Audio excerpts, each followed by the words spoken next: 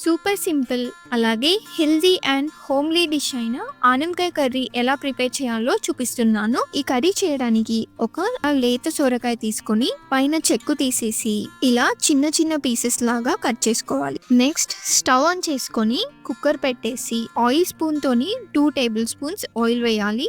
Oil heat అయ్యాక ఇందులో 2 spoons అల్లం వెల్లుల్లి పేస్ట్ యాడ్ చేసుకోవాలి.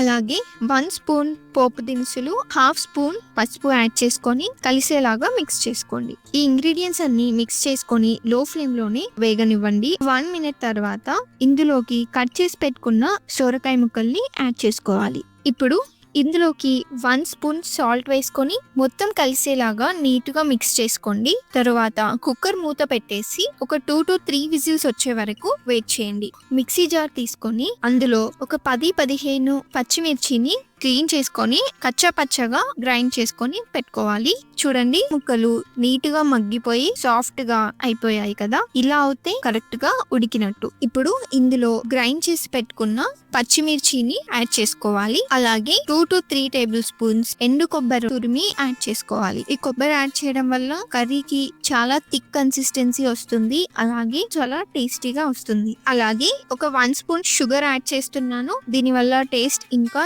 చాలా బాగా ఇంప్రూవ్ అవుతుంది.